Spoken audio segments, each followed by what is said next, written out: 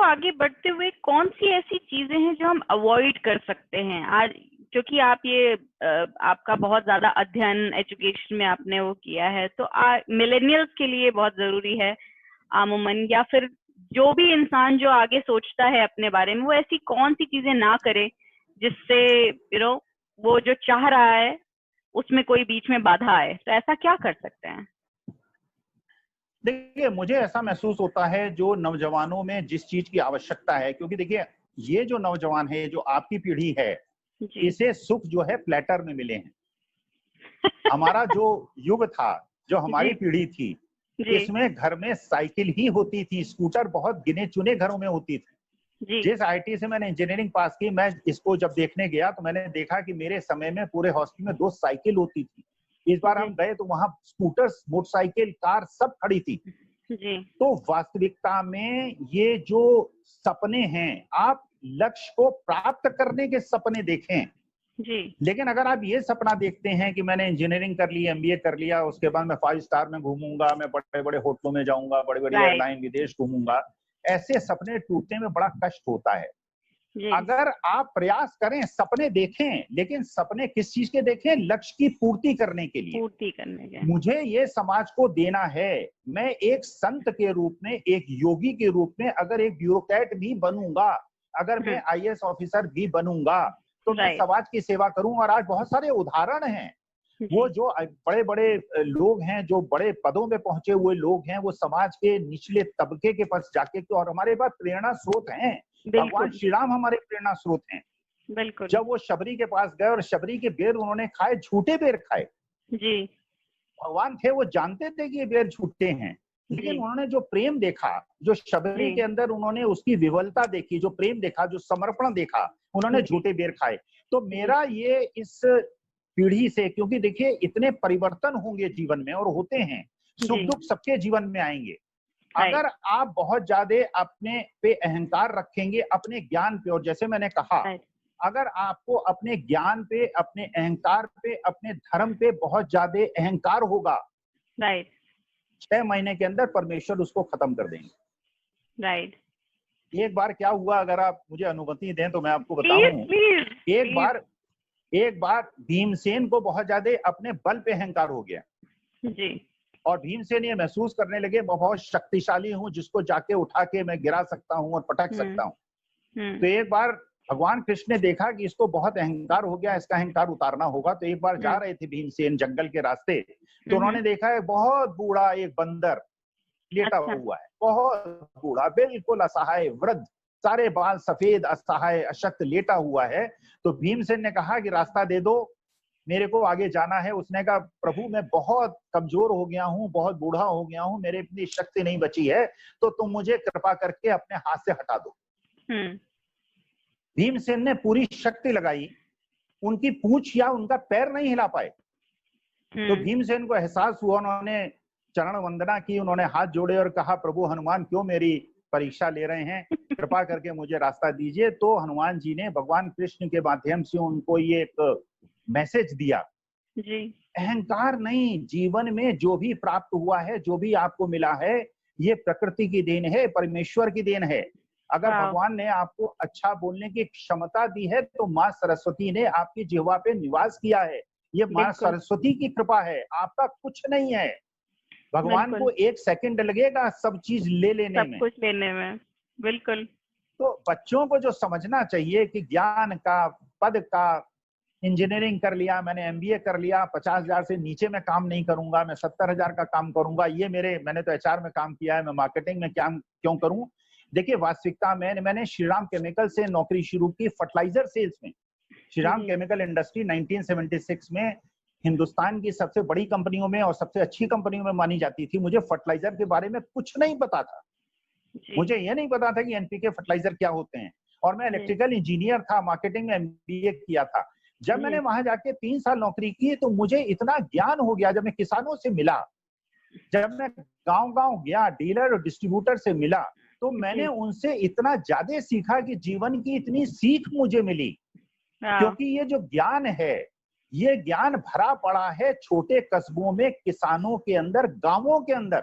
आज जो सबसे बड़ी समस्या मैं देखता हूँ, आज युवाओं में जो सबसे बड़ी समस्या देखता हूँ, 97% बच्चे ऐसे हैं जो ये इंजीनियरिंग एमबीए करते हैं, जो शहरी बैकग्राउंड से हैं, इन्होंने गांव देखा नहीं जी। और जो आज सारी की सारी पोटेंशियल है हिंदुस्तान का, वो गांव में है। तो एक मिसमैच है, एक डिमांड सप्लाई का मिसमैच है। आपको पता है शहरों के बारे में, और जो सारी उपलब्धता है, जो सारा धन है, जो सारा ज्ञान है, जो सारी विशिष्टताएं हैं, वो हैं गांव के अंदर। तो ये मिसमैच को दूर करना है। तो मैं युवाओं से ये अपेक्षा करूंगा, खूब पढ़ें, खूब विश्लेषण करें, खूब विवेचना करें। ज्ञान अथाह संसार है, अथाह संसार है। ये एक विशाल सागर है, विशाल सागर, ऐसा सागर कि एक बहुत बड़ा साइंटिस्ट या बहुत बड़ा ज्ञानी, बहुत बड़ा नोबेल प्राइज का विजेता भी है, वो एक बाल्टी पानी लिए हुए है। समुद्र में अथाह सागर है, उसके पास केवल एक बाल्टी पानी है। मुझे अपने ही सब्जेक्ट के बारे में नॉलेज नहीं है, बाकी लाखों ऐसे सब्जेक्ट्स हैं, ऐसे ज्ञानी भरे पड़े हैं विश्व में, संसार में। तो जब तक अपना सिर नवाकर एक छात्र की तरह, एक ज्ञान अर्जित करने वाली की तरह, विद्या मां सरस्वती को नमन करते हुए, जब तक जीवन की अपेक्षाएं हैं तब तक सीखने की अपेक्षाएं रखिए। विश्लेषण कीजिए, क्या हुआ, कैसे हुआ, क्यों हुआ, क्या हुआ, डिस्कस कीजिए। जब हम इलाहाबाद यूनिवर्सिटी में पढ़ते थे, हमारे स्टडी सर्कल्स होते थे, हम बच्चे लॉन में बैठ जाते थे, 15-20 लोग आपस में बहस करते थे, डिस्कस करते थे, पॉजिटिव देखते थे, नेगेटिव्स देखते थे।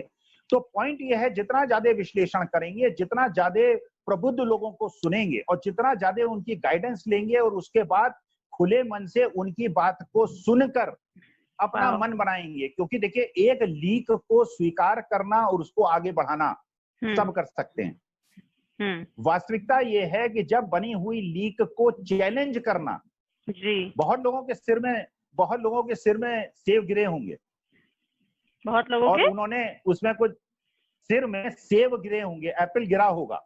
हाँ जी। लेकिन जब न्यूटन के सिर पे गिरा तो उन्होंने सोचा ये गिरा क्यों, नीचे क्यों आया, ऊपर क्यों नहीं गया। देखिए, ये जो सिद्धांत हैं, ये जो बड़े बड़े ज्ञानी हैं, जो नोबेल प्राइज विजेता हैं, ये जो कह रहे हैं, ये आज की स्थिति में है, सत्य है, लेकिन ये पूर्ण नहीं है। बिल्कुल, इसके आगे भी है, इसमें भी प्रश्न चिन्ह लगाने होंगे। हमको जितने भी साइंस के और जितने भी फिलॉसफी के सारे सिद्धांत हैं, उनको चैलेंज करना पड़ेगा, और इसके लिए साहस की आवश्यकता है। जिस दिन मेरा छात्र, जैसे मैं एक किस्सा क्लास में सुनाता था, जो मैं आज भी महसूस करता हूं, जब महाभारत का युद्ध हो रहा था, जब महाभारत का युद्ध हो रहा था, तो भीष्म पितामह के सामने बहुत बड़े योद्धा आते थे, तीर चलाते थे, और भीष्म पितामह के सीने पे, बाहों में वो तीर लगते थे। बड़े तिरस्कार के भाव से वो तीर को निकालते थे और फेंक देते थे। एक तीर आया, एक तीर उनके वक्षस्थल में लगा, चोट हुई, तीर अंदर गया, खून निकला, दर्द हुआ, और भीष्म पितामह खुश हुए। क्यों? भीष्म पितामह इसलिए खुश हुए कि उन्होंने कहा कि ये तीर जरूर मेरे शिष्य अर्जुन का है। मतलब मेरे को चोट पहुंचाने वाला, मेरे को वेदना देने वाला, मेरे वक्षस्थल को चीरने वाला, ऐसी शिक्षा केवल मैं ही दे सकता हूं, और मेरा शिष्य ही ऐसा बाण चला सकता है जो मुझे वेदना दे। तो वास्तविकता में पिता के लिए और गुरु के लिए और एक राजा के लिए ये सबसे सुख की बात है, जिस दिन प्रजा में से एक साधारण व्यक्ति खड़ा होकर उसको चैलेंज करे और कहे कि गुरुदेव, जो आप कह रहे हैं मैं उससे सहमत नहीं हूं, मुझे अगर आप 2 मिनट अनुमति दें तो बिना आपके किसी प्रकार का अपमान करते हुए बाद में जो आप उचित कहेंगे मैं मान लूंगा। मैं आपसे ये जो बात आपने कही है इससे विपरीत विचारधारा रखता हूं, मैं अपना प्रस्तुत करना चाहता हूं विचार।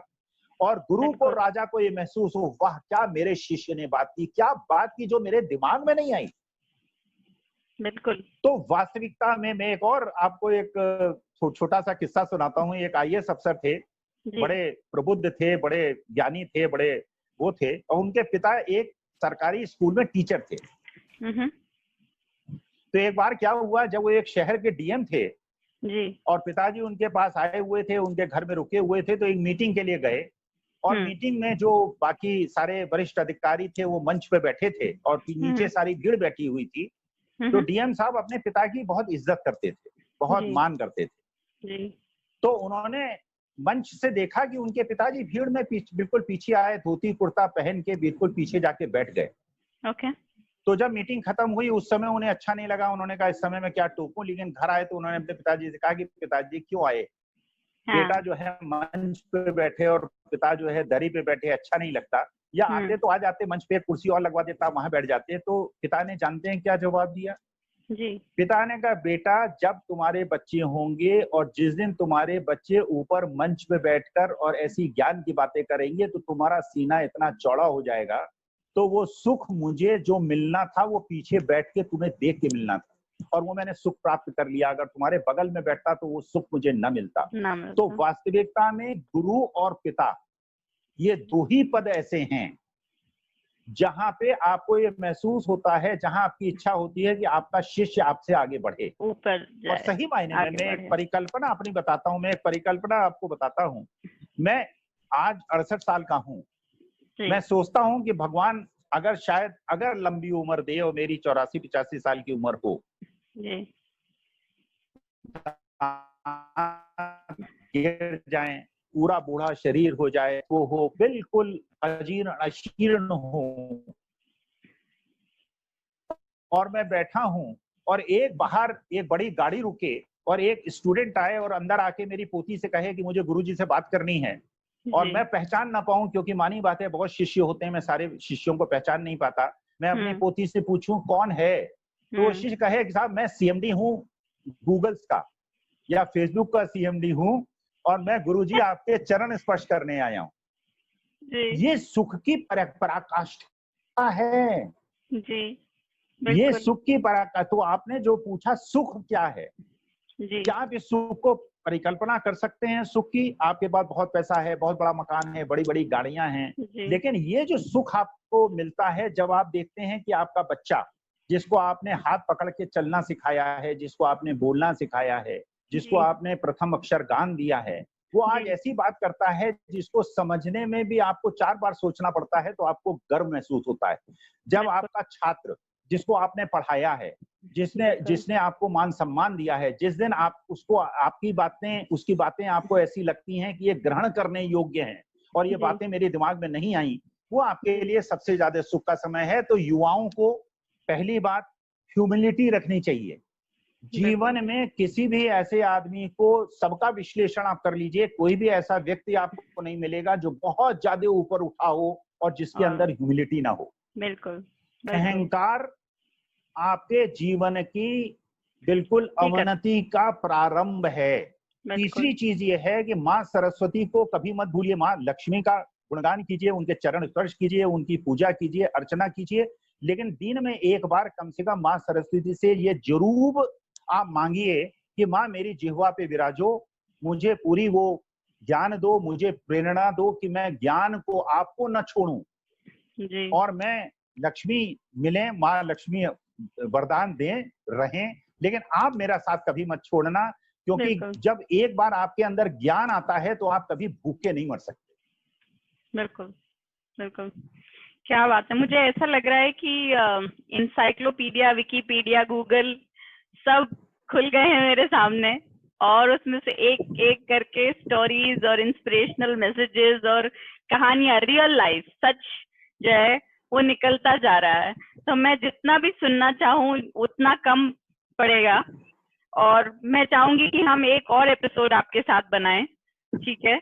और ये बहुत बहुत ज्यादा अमेजिंग चीज है और पेरेंटिंग के लिए भी बहुत अच्छा है कि पेरेंट्स अपने बच्चों को दिखाएं ये चीजें, ज्यादातर बच्चे भी देखें, बट ये मिलेनियल्स के लिए ये वीडियो बहुत बहुत इम्पोर्टेंट है मुझे लगता है। और मैं चाहूंगी कि ज्यादातर पेरेंट्स अपने बच्चों को दिखाएं और ज्यादातर बच्चे इसको देखें और फॉरवर्ड करें अपने दोस्तों को, क्योंकि रियल मायने में यही चीजें हैं, यही चीजें जो आपको आगे लेके जाती है। मैस्लो की एक हायरार्की है जिसमें एक सेल्फ एक्चुअलाइजेशन, जो आपने चीजें शेयर करी हैं, लोग गूगल भी कर सकते हैं मैस्लो की हायरार्की, तो आप जो सुख की और वो सक्सेस की एक्चुअल में परिभाषा जो शेयर कर रहे हैं वो बहुत पावरफुल है। तो इस थॉट के साथ I would like to end this video, and thank you so much for coming and sharing your amazing insights. Have a fabulous and stay happy, sir. Thank you. Thank you, sir.